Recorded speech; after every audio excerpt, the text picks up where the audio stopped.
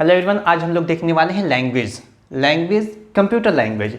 सबसे पहले हम लोग देखते हैं लैंग्वेज होता क्या है। लैंग्वेज का मतलब होता है भाषा, यानी भाषा एक ऐसा माध्यम है, एक ऐसा ज़रिया है जिसके ज़रिए हम एक दूसरे से बातचीत कर पाते हैं, या फिर जिसके ज़रिए हम एक दूसरे से कम्युनिकेशन कर पाते हैं या फिर कम्युनिकेट हो पाते हैं। भाषा ही एक ऐसा माध्यम है जिसके ज़रिए हम अपनी बातों को आप तक या फिर अपनी बातों को किसी और तक पहुंचा सकते हैं। अब अभी हम और आप एक दूसरे से कम्युनिकेट हो पा रहे हैं, इसका सबसे बड़ा अगर कोई ज़रिया है तो वो है भाषा। यानी मेरा भाषा जो मैं हिंदी में बोल रहा हूँ ये आपको समझ में आ रहा है, इसलिए मैं अपनी बातों को आप तक पहुंचा पा रहा हूं। इसी प्रकार से दुनिया में, वर्ल्ड में अनेकों प्रकार के भाषाएं पाए जाते हैं जिसके ज़रिए लोग एक दूसरे से कम्युनिकेट हो पाते हैं या फिर एक दूसरे तक अपनी बातों को पहुंचा पाते हैं। उसी प्रकार से अगर हम लोग कंप्यूटर की बात करते हैं तो कंप्यूटर का भी एक लैंग्वेज होता है, कंप्यूटर का भी भाषा होता है जिसके ज़रिए हम लोग कंप्यूटर से बातचीत कर पाते हैं। आई मीन टू से डेट कंप्यूटर पे काम कर पाते हैं। यानी हम कंप्यूटर लैंग्वेज जब जानते हैं तभी कंप्यूटर पे कोई प्रोग्राम बना पाते हैं या फिर कंप्यूटर में किसी प्रकार का सॉफ्टवेयर वगैरह डेवलप कर पाते हैं। यानी कंप्यूटर में किसी भी प्रकार का सॉफ्टवेयर डेवलप करना हो तो आपको क्या करना होता है, कंप्यूटर भाषा पढ़ना होता है, कंप्यूटर का लैंग्वेज पढ़ना होता है। अब आइए देखते हैं कंप्यूटर का लैंग्वेज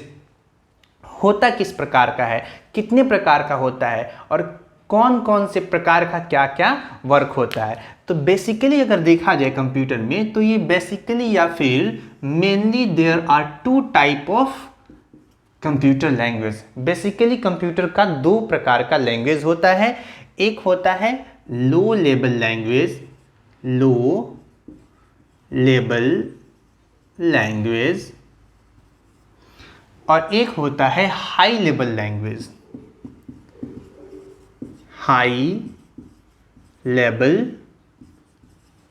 लैंग्वेज।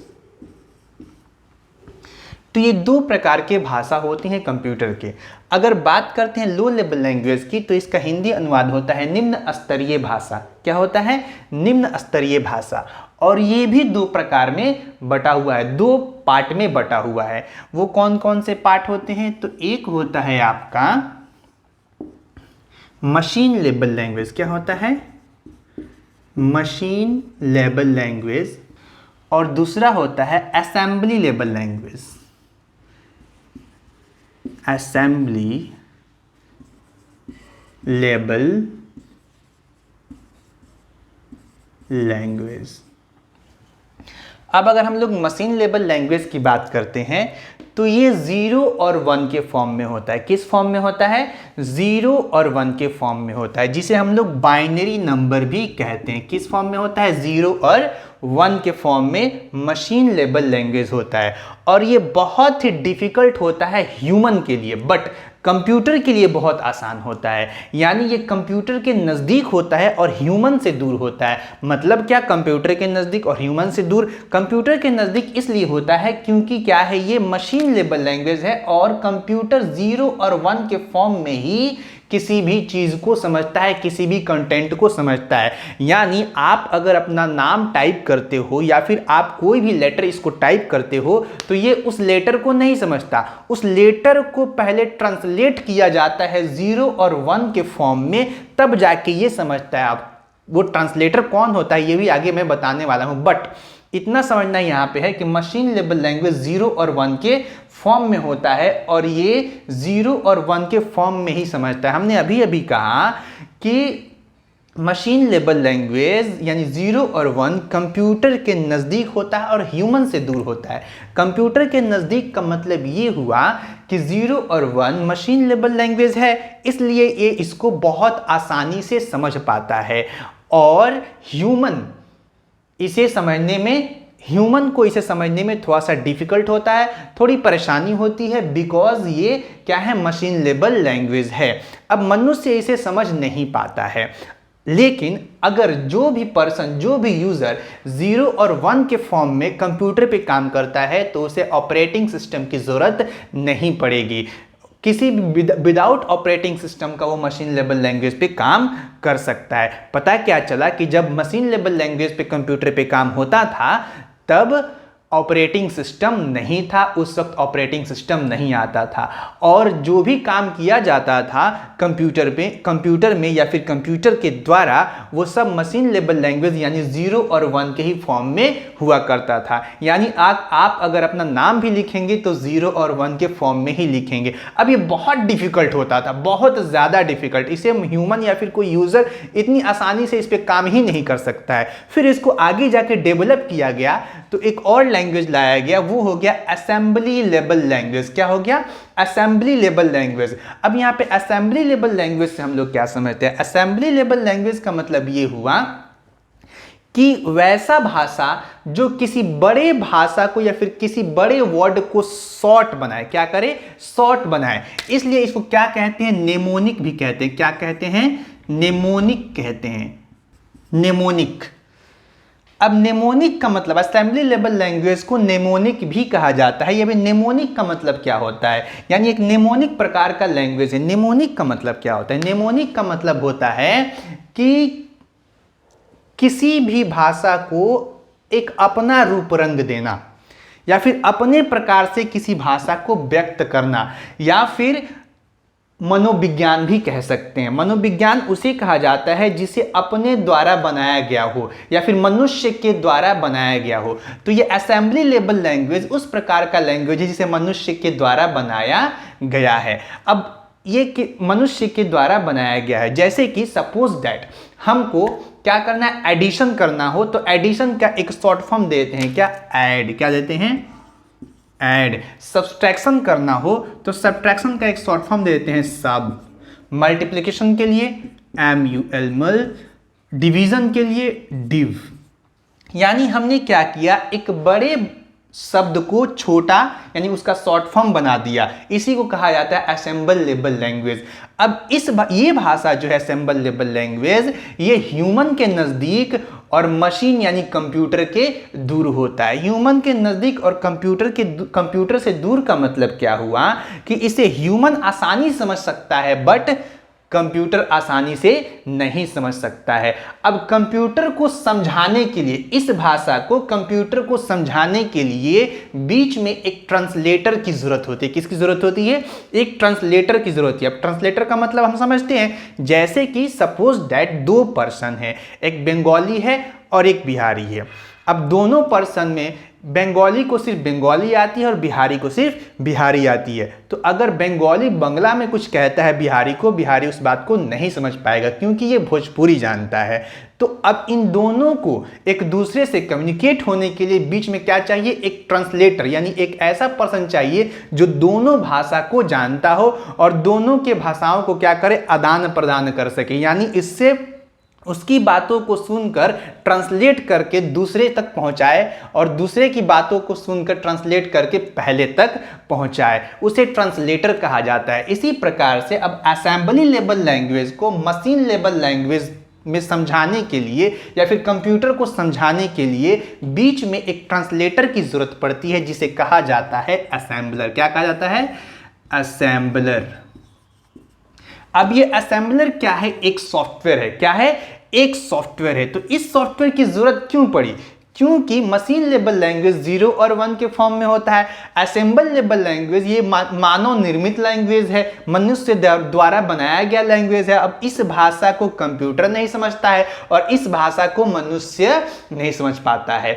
तो इसमें क्या किया गया? एक सॉफ्टवेयर का इजाद किया गया जो क्या करे? असेंबल लेवल लैंग्वेज यानी जिस आसान भाषा में हम लोग कंप्यूटर में कुछ टाइप करते हैं, उस आसान भाषा को जब कंप्यूटर नहीं समझ पाता है तो ये असेंबल क्या करता है? लेता है यहाँ से और इसे ट्रांसलेट करता है 0 और 1 के फॉर्म में और कंप्यूटर तक पहुँचा देता है। जब 0 और 1 के फॉर्म में कंप्यूटर तक पहुँचा दिया तो अब कंप्यूटर क्या करता है? समझ जाता है कि ये ऐड जो लिखा हुआ है मेरे पास 0 और 1 के फॉर्म में आया है, इसका मतलब ये हुआ कि किसी नंबर को ऐड करना है और वो इस चीज़ को समझ के, इस लैंग्वेज को समझ के हमारे पास हमको हमारा आउटपुट दे देता है, हमारा रिजल्ट दे देता है। यानी असेंबलर क्या है? एक ट्रांसलेटर है जो क्या करता है? असेंबली लेवल लैंग्वेज को ट्रांसलेट करके 0 और 1 के फॉर्म में कंप्यूटर तक पहुंचाते हैं। यानी मशीन लेवल लैंग्वेज में कन्वर्ट करके कंप्यूटर तक पहुंचाता है, तब वो हमारी बातों को समझ पाता है। अब हम लोग यहाँ पे कुछ भी टाइप करें, जैसे कि अपना नाम ही टाइप करें, तो वहां पे क्या करेगा असेंबलर, क्या करेगा उसे 0 और 1 के फॉर्म में कन्वर्ट करके मशीन लेबल लैंग्वेज बनाएगा या और कंप्यूटर तक पहुंचाएगा, फिर कंप्यूटर हमारी बातों को समझ पाएगा। तो ये हो गया हमारा क्या लो लेवल लैंग्वेज का दो पार्ट, मशीन लेवल लैंग्वेज और असेंबली लेवल लैंग्वेज। अब हम लोग बात करते हैं हाई लेवल लैंग्वेज की। तो हाई लेवल लैंग्वेज क्या है? हाई लेवल लैंग्वेज भी मानव निर्मित लैंग्वेज है। इसे भी कंप्यूटर नहीं समझ पाता है जब तक कि उसको बदला नहीं जाए, ट्रांसलेट नहीं किया जाए मशीन लेवल लैंग्वेज में। तो देखते हैं ये हाई लेवल लैंग्वेज क्या होता है। ये हाई लेवल लैंग्वेज है जिसको बनाया गया है इंग्लिश का लेटर, पंक्चुएशन मार्क या फिर सिंबल, इन सबको कंबाइन करके हाई लेवल लैंग्वेज बनाया गया है। जैसे कि कुछ लैंग्वेजेस का नाम हम आपके सामने रख रहे हैं, वो क्या है? Fortran, Python, Ruby, C plus plus, Java, BASIC, ये सब क्या है? हाई लेवल लैंग्वेज है। और इन हाई लेवल लैंग्वेज के द्वारा ही हम लोग क्या करते हैं? कंप्यूटर में किसी भी प्रकार का प्रोग्रामिंग करते हैं। और जब ये हाई लेवल लैंग्वेज आया तभी बना जाके ऑपरेटिंग सिस्टम। यानी high level language, operating system का इजाद कहाँ पे हुआ? जब हमारे पास हाई लेवल लैंग्वेज आया। जब तक ये लैंग्वेज था यहाँ पे हम लोगों के पास कोई ऑपरेटिंग सिस्टम नहीं था। या तो 0 और 1 के फॉर्म में काम किया जाता था या फिर असेंबली लैंग्वेज में काम किया जाता था, जो कि क्या करता था? असेंबलर द्वारा ट्रांसलेट करके इस तक पहुंचाता था। अब यहां पे क्या हुआ? जब ऑपरेटिंग सिस्टम आया, ऑपरेटिंग सिस्टम को बनाने के लिए इस लैंग्वेज को बनाया गया, हाई लेवल लैंग्वेज को बनाया गया। अब हाई लेवल लैंग्वेज जब बन गया तब हमारे पास क्या आया? ऑपरेटिंग सिस्टम आया, जिस पे आज तक हम लोग काम कर पा रहे हैं या फिर काम करते हैं। अब देखते हैं ये सब जो लैंग्वेजेस है, इन्हीं सब लैंग्वेजेस के द्वारा जितना भी एप्लीकेशन सॉफ्टवेयर आप देख रहे हैं हाई लेवल लैंग्वेज के द्वारा ही डेवलप किया जाता है। जैसे सपोज दैट आप अपने फ़ोन में यूज़ करते हैं व्हाट्सएप, ईमो, हाइक, ट्विटर, इंस्टाग्राम या फिर जितने भी प्रकार का एप्लीकेशन सॉफ्टवेयर आप यूज़ कर रहे हैं, वो सारे के सारे एप्लीकेशन सॉफ्टवेयर बनाए जाते हैं या फिर डेवलप किए जाते हैं किसके द्वारा? हाई लेवल लैंग्वेज के द्वारा ही इसको डेवलप किया जाता है या फिर बनाया जाता है। अब ये हाई लेवल लैंग्वेज है, ये भी मनुष्य के क्या होता है? ह्यूमन के नज़दीक होता है और कंप्यूटर से दूर होता है। तो अब इसको कंप्यूटर को समझाने के लिए, इसको भी कंप्यूटर को समझाने के लिए एक ट्रांसलेटर की ज़रूरत पड़ती है। और वो ट्रांसलेटर क्या होता है? वो ट्रांसलेटर दो प्रकार का होता है। एक होता है इंटरप्रेटर, क्या होता है? इंटरप्रेटर, और दूसरा होता है कंपाइलर। ये दो प्रकार का ट्रांसलेटर काम करता है किस चीज को? हाई लेवल लैंग्वेज को कन्वर्ट करने में मशीन लेवल लैंग्वेज के लिए। यानी जब तक कंप्यूटर तभी समझेगा जब उसको मशीन लेवल लैंग्वेज में कन्वर्ट करके दिया जाए। बाकी ये सब तो मानव निर्मित लैंग्वेज है। तो इसको कन्वर्ट करने के लिए, हाई लेवल लैंग्वेज को कन्वर्ट करने के लिए हमें दो सॉफ्टवेयर की जरूरत पड़ती है। एक होता है इंटरप्रेटर और दूसरा होता है कंपाइलर। अब इंटरप्रेटर क्या करता है? जो भी हम लोग प्रोग्राम लिखते हैं, तो प्रोग्राम हो सकता है कि हमारा 3 लाइन, 4 लाइन, 5 लाइन में हो सकता है, एक पैराग्राफ में हो सकता है। तो इंटरप्रेटर क्या करता है?